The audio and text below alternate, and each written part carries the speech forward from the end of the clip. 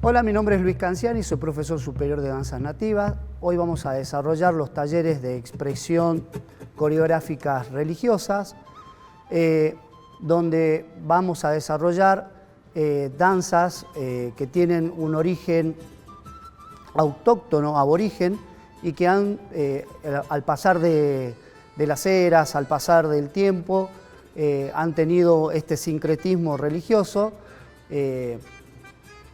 vinculado, ¿no es cierto?, a la conquista de los españoles y con la religión católica. Para poder entender estas danzas que vamos a demostrar hoy, hay que situarnos geográficamente y culturalmente en lo que tiene que ver la provincia de Jujuy. Jujuy está conformado por 4 regiones: Valles, Yungas, Quebrada y Puna. Las danzas que se van a representar hoy representan parte de la cultura puneña y quebradeña.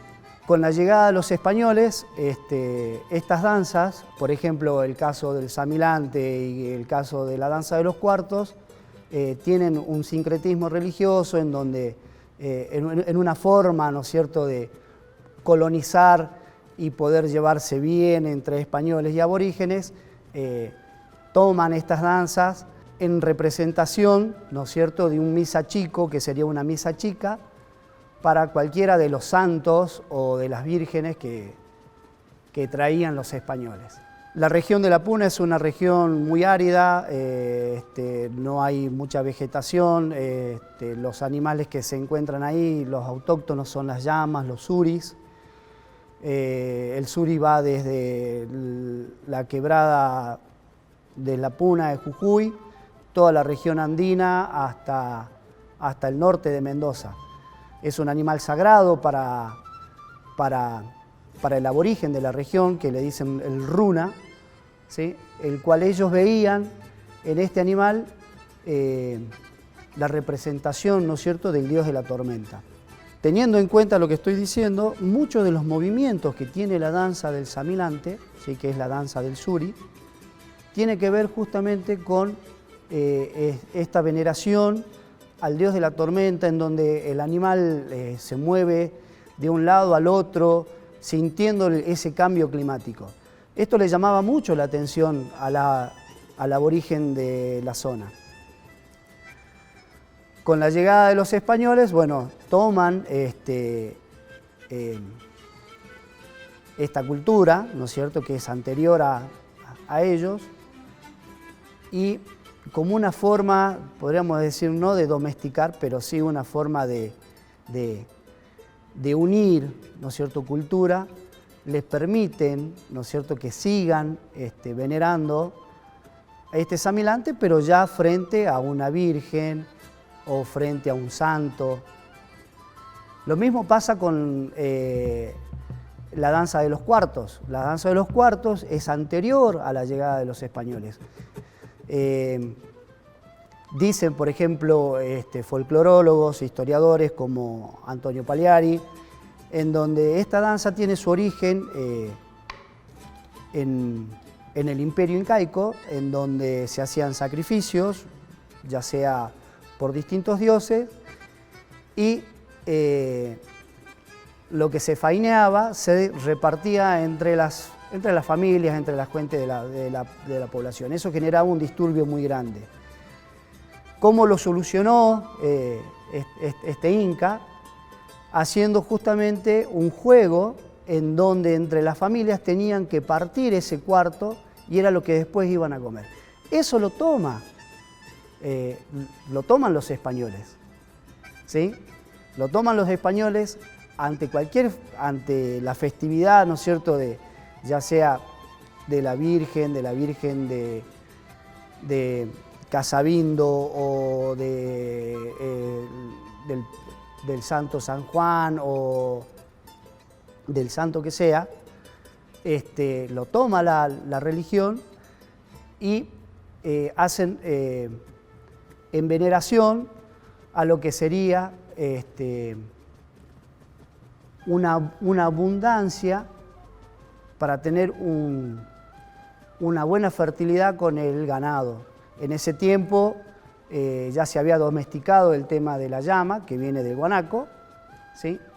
Y se había domesticado, ¿no es cierto?, distintos tipos de agricultura que se vieron beneficiados con los españoles, ya sea en las plantaciones de las papas, que ya se hacía, hay 8 tipos de papas andinas, el maíz, alimentos que trajeron los españoles como la albahaca, la zanahoria, animales que vinieron como el caballo, el toro, el perro, que no eran animales de la región. Todo eso nosotros hoy lo vamos a mostrar con un misa chico. El misa chico, para entenderlo, son las misas que se hacían en las zonas rurales. Cuando se funda Jujuy, ¿sí?, se divide en 3 anillos grandes. Una zona urbana, una zona del ejido se llama, que es donde estaban los hacendados, y una zona rural, ¿no es cierto?, que es donde estaba el 80% de la población. En cuestión de región geográfica, la zona rural estaba comprendida en todo lo que es la región de los departamentos de la Puna. Estamos hablando de Rinconada, Santa Catalina, Yavi, región de la Quebrada como Purmamarca, Tilcara, Humahuaca, Uquía. La zona del ejido era la zona intermedia que estaba cerca de la zona urbana, que era en donde se criaba el ganado y se hacían las plantaciones. Y la zona urbana, ¿no es cierto?, que es lo que hoy es San Salvador de Jujuy, donde estaban las iglesias, el cabildo. No se olviden que los españoles cuando llegan lo primero que hacen es armar las ciudades como se hacían en España. Todo el pueblo era alrededor de una plaza y al frente de la plaza había una iglesia y un cabildo. Tenían un orden religioso y un orden político-social. Cuando los españoles llegan con 2 cosas. En una mano traían la espada y en la otra mano traían una cruz. Partiendo de eso, vamos a empezar a explicar cada una de las danzas que conforman, ¿no es cierto?, este arraigo aborigen, ¿no es cierto?, que tiene que ver con la danza del samilante, la danza del cuarto, la danza del torito, que es en representación, ¿no es cierto?, de las toreadas que se hacían en España, y la danza de las cintas, que es una veneración al Niñito Dios, pero que tiene también una impronta anterior en el hecho de decir que la danza de las cintas representa el árbol de la vida.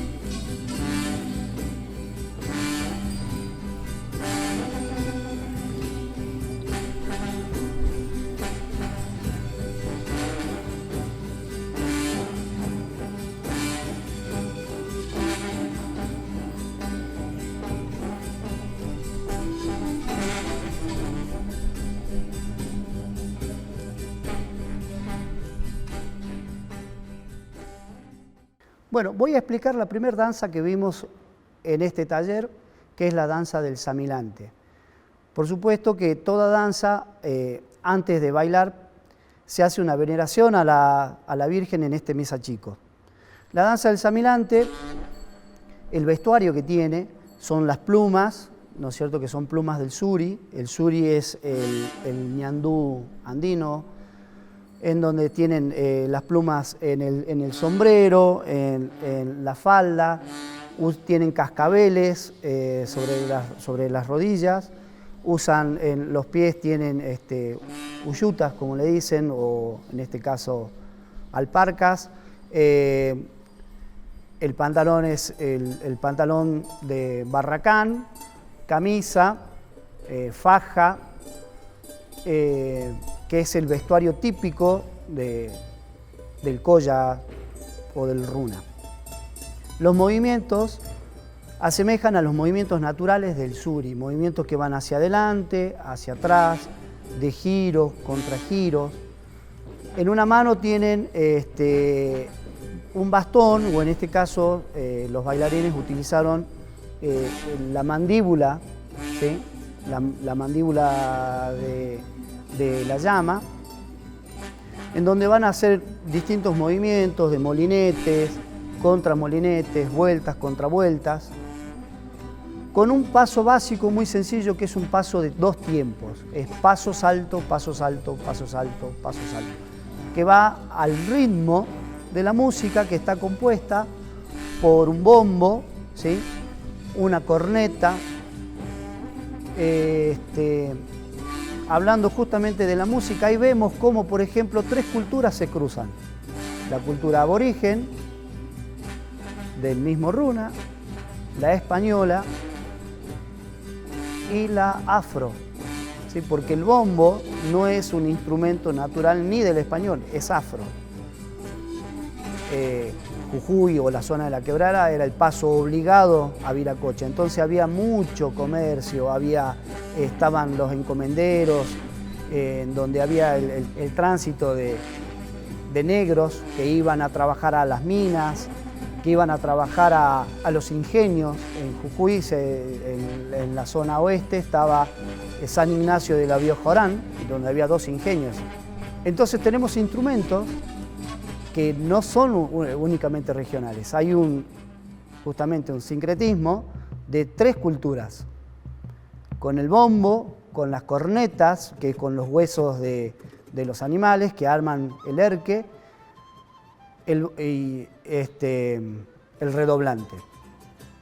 Al ritmo, ¿sí?, al ritmo que van proponiendo el bombo y el erque, los samilantes van desarrollando la coreografía que acabo de decir. Se comienza siempre de rodillas, venerando a la Virgen, se realiza la coreografía con los movimientos vivos de avance, retroceso, que tienen que ver justamente con el nerviosismo del animal ante la llegada de una tormenta. Y una tormenta para una región en donde es árido es algo que se venera, no es algo que pase normalmente en una región árida. Seguido a la danza del samilante sigue la danza de los cuartos. Esta danza también es anterior a la llegada de los españoles. Pero con este sincretismo religioso, ¿qué es lo que se busca con esta danza? El aborigen busca que la Virgen los proteja y que les dé abundancia en la hacienda, que su hacienda crezca, que crezca este hecho de poder tener, ¿no es cierto?, las llamas, corderos, las ovejas que llegaron con los españoles, para poder comer, para poder abastecerse y a la vez comercializar. Ellos comercializaban a través del trueque. Es una danza también muy sencilla, que el paso básico es un paso de 2 tiempos, paso salteado, en donde los bailarines van haciendo movimientos de adelante hacia atrás. Es una danza de conjunto, característica de las mujeres. Se baila en parejas, se van haciendo puentecitos, ¿sí?, en donde los bailarines van intercambiando posiciones, van haciendo un entrecruzado entre los bailarines y hacen un molinete, molinetes contra molinetes. sin tiempo. Las coreografías, estas coreografías no tienen tiempo, no hay un tiempo pautado de decir, este paso tiene 8 compases, este paso tiene 4 compases. No hay un tiempo pautado. Eso es característico de las danzas del norte. Lo mismo va a pasar con el carnavalito, no hay un tiempo pautado. Hay un inicio y un final. Y el inicio y el final de cada una de las danzas es la veneración a la Virgen, ¿sí? En donde uno ofrece para que la Virgen los proteja y les dé abundancia, ¿no es cierto?, en esta hacienda que ellos están queriendo comercializar o en este caso para poder abastecerse. La vestimenta es la vestimenta típica del Colla, en este caso la mujer tiene una falda de picote, tiene un rebozo que puede estar tejido, ¿no es cierto? En este caso el rebozo que utilizaron los bailarines es un rebozo de Caspalá, de una zona característica de la región de La Quebrada y de Puna, de Jujuy, de Santa Ana. En los pies, bueno, usan la suyuta, que es un tipo de alpargata, ¿no es cierto?, de cuero, con el tiento como si fuese una hojota, el sombrero de lana de llama, las tulmas, es un tiento de lana de llama con la terminación de un pompón que utilizan para entrelazado del pelo como algo distintivo, como algo lindo.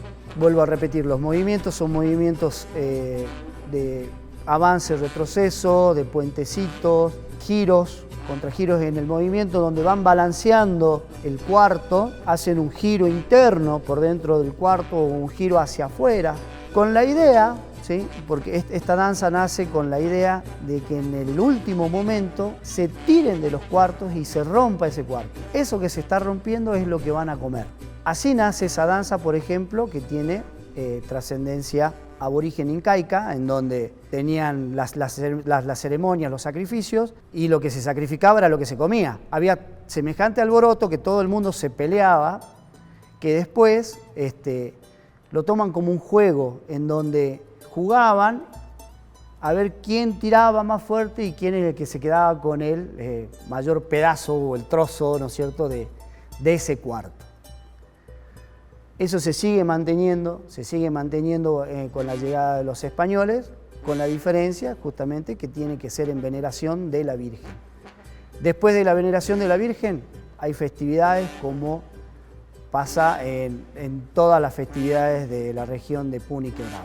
Seguida la danza de los cuartos, seguimos con la danza del torito.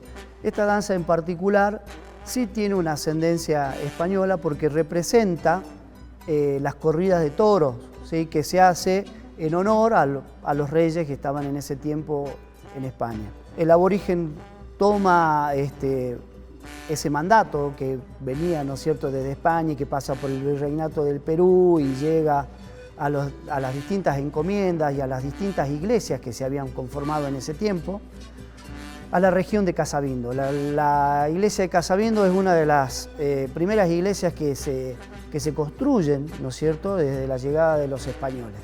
Y tomo este lugar de Casabindo porque todos los 15 de agosto justamente se hace la corrida de toros en esa región, en donde, a diferencia de las corridas de toros de España, en donde se corta una oreja, se corta dos orejas, se corta la cabeza del toro, acá no sucede eso.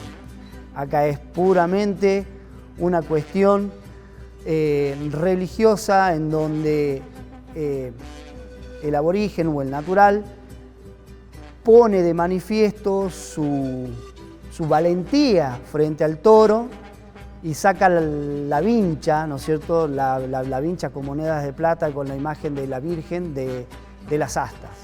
Esta danza se representa con el torito y 2 caballos, en donde distintos historiadores, podríamos decir Antonio Pagliari y otros historiadores, otros folclórologos, lo toman como la representación del español y el aborigen, en donde hay un juego, en donde el torito quiere, en este caso sería hastear, ¿no es cierto?, a los españoles representados por el caballo, y lo van llevando y lo van trayendo hasta que, bueno, logran un movimiento sincronizado. El paso también es un paso simple, un paso de 2 tiempos, donde hay giros, contragiros, avances, retrocesos.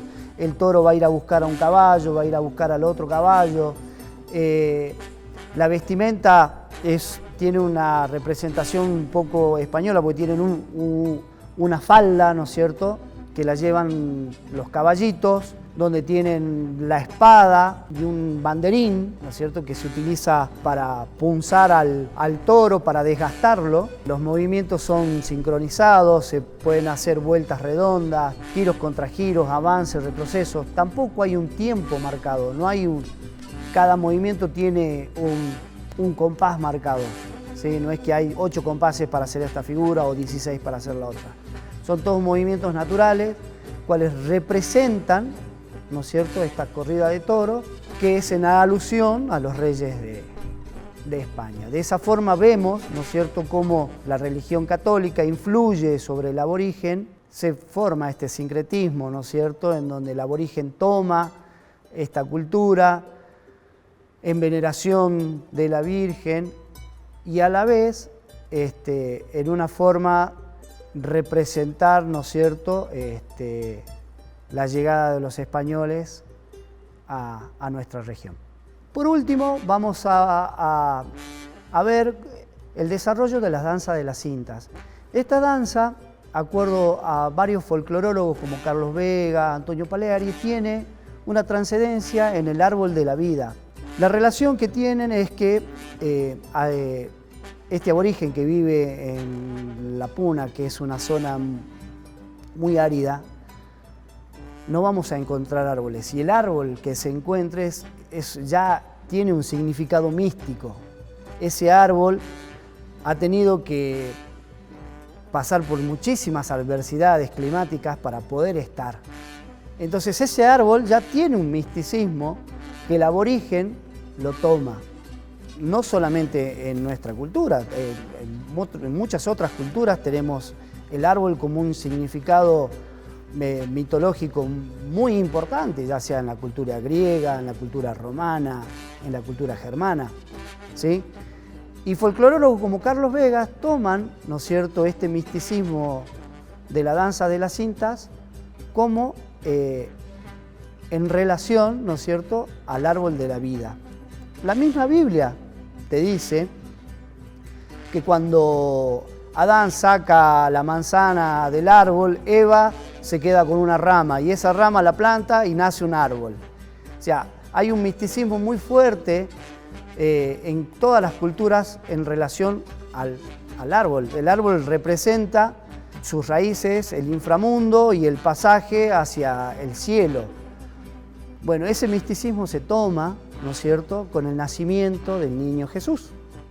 Y esta danza, por lo general, es representativa, ¿no es cierto?, en los pesebres. Se baila en todos los 24, desde el 24 hasta el 6 de enero, se hace esta danza en representación, ¿no es cierto?, al niñito Dios. En los movimientos que vemos, entrelazados de las cintas, justamente tiene que ver con este misticismo de lo que están ofreciendo y en lo que van a recibir ellos, ¿sí? En lo que doy y en lo que recibo. Con movimientos muy sencillos, de entrecruzados, adelante, atrás, se cruzan entre las parejas, dan en 2 círculos, unos círculos de varones, círculos de mujeres. Son danzas de conjunto, en donde no necesariamente es todos hombres o todos mujeres, sino que está mezclado. El paso es un paso de 2 tiempos, donde se hacen giros, contragiros, cruzados, entrecruzados. La idea es que se haga un enlace, ¿sí?, en el árbol y después un desenlace. Y se termina justamente de rodillas venerando al niño Jesús. Este enlace y desenlace tiene que ver entre lo que doy y entre lo que recibo.